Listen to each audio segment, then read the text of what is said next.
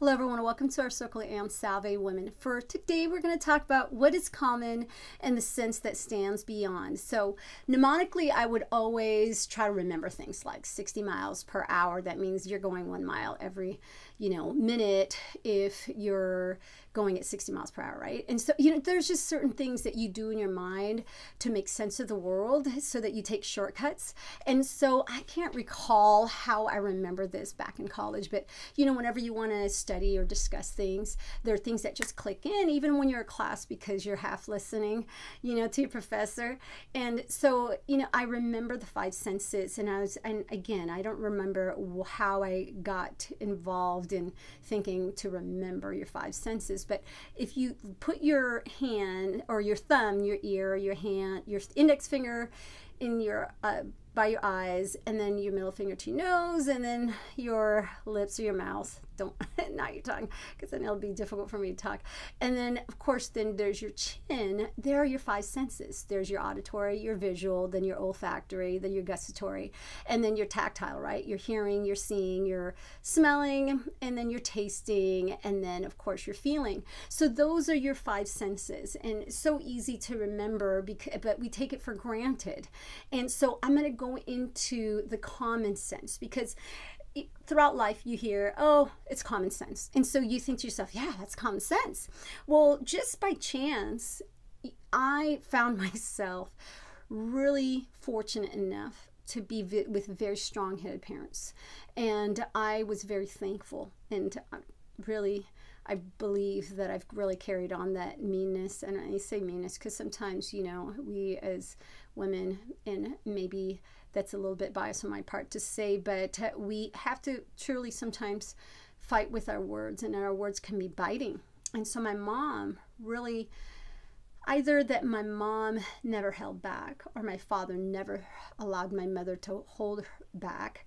I find that same empowerment with my husband. And of course, sometimes we go too far again as women, but it was always nice to have those debates happen in front of you with my parents. And I think I've shared this in previous articles in the past where, my parents like to talk about politics and religious pieces, and even just pragmatics, just everything of what is okay and what is not okay. And it was their way of communicating with each other and to keep the marriage going is through debates. It was not always in just, the lovey-dovey. In fact, my parents were hardly, if at all, just emotionally open in any other case other than those debates. So that is what I would take in, and I would find myself just like taking a seat, and be the audience to listen in, because what's nice is when you want to learn, you really get to have that front seat if you just really listen in to what's happening around you. And so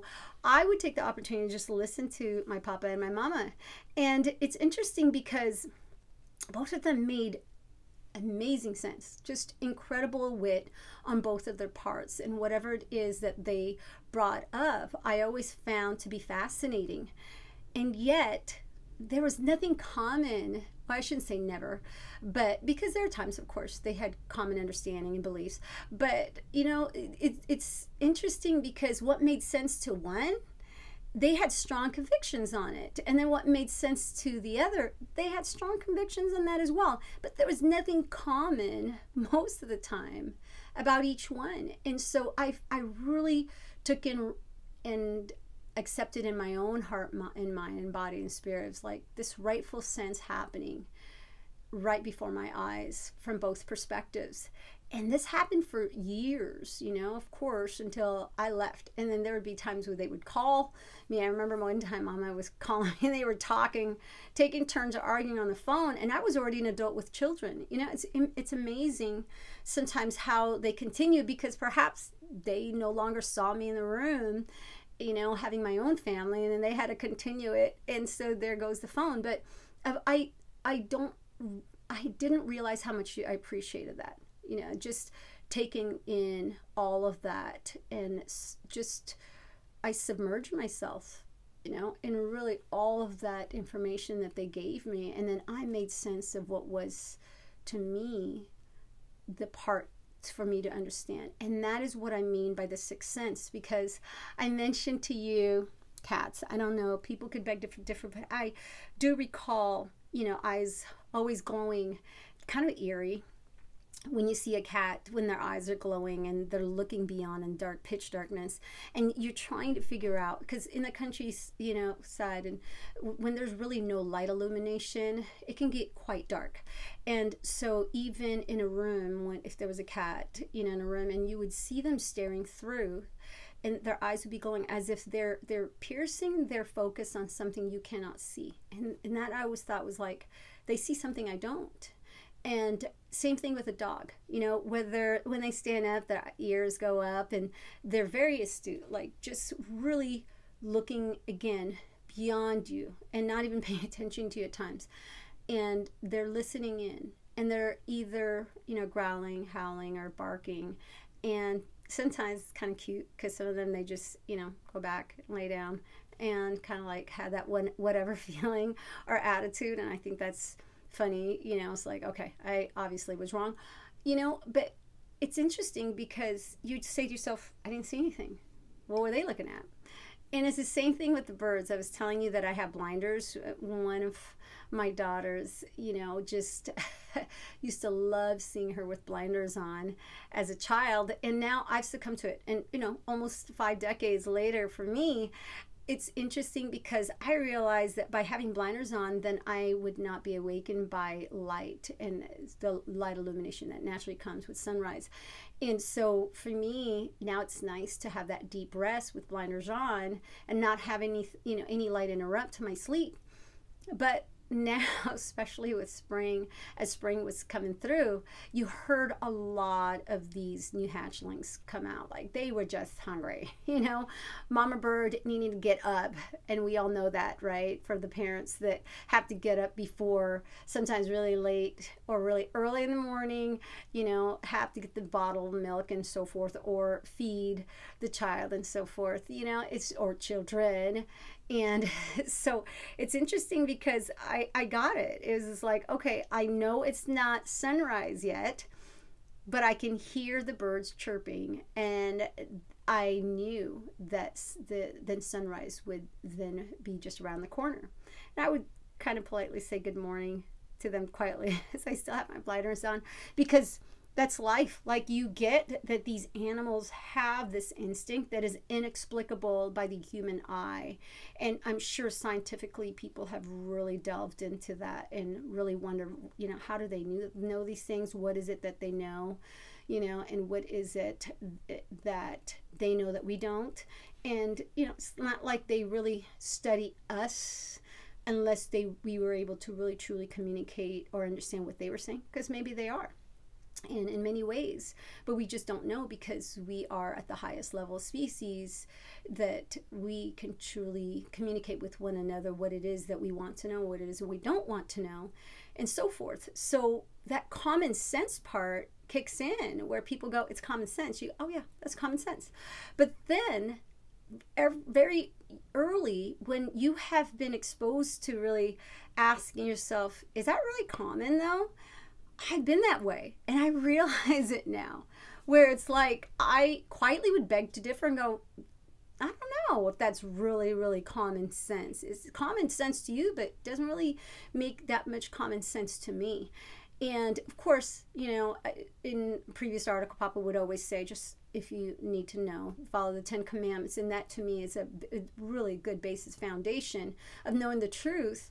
And, you know, it's, to me, it's like those in-betweens. And so being given that empowerment to really ask yourself deep inside, that is that sixth sense that some of us call the gut instinct, or the, you know, me growing up knowing is the Holy Spirit or the divine force. And then I mentioned with Star Wars, you have the living and then the cosmic. I mean, we've all come to this understanding. There's something that we can't always put our finger on it.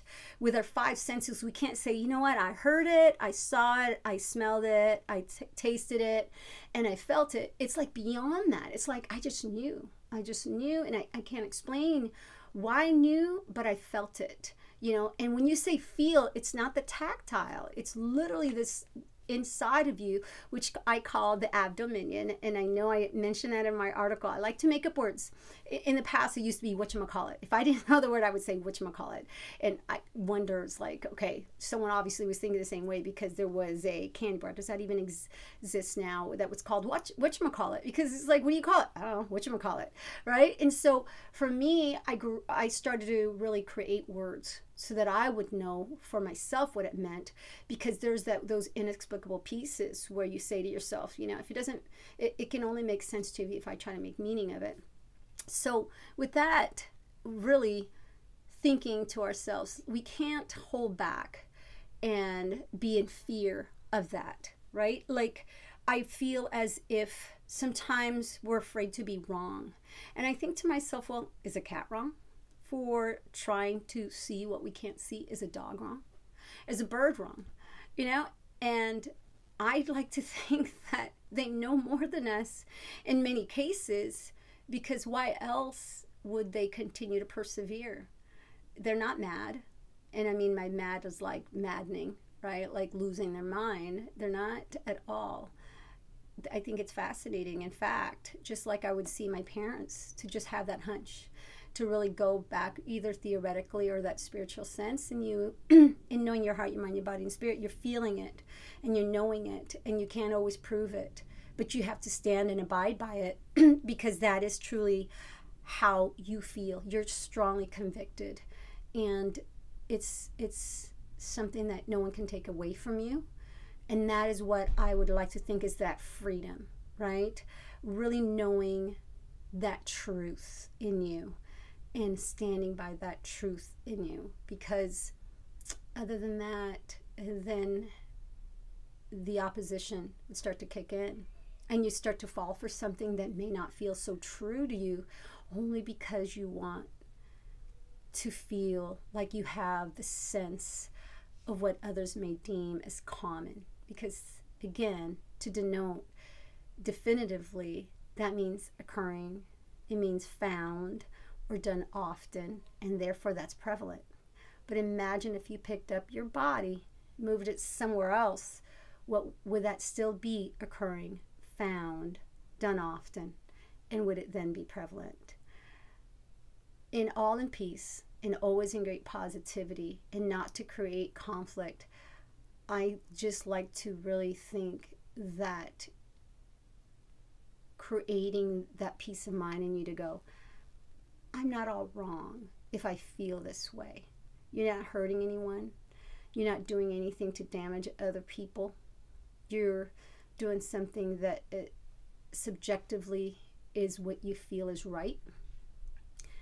And so that is that freedom within you to go, okay, I can respectfully listen in, but then find truth within myself as to what is real. So in the words of my mother, God bless us all.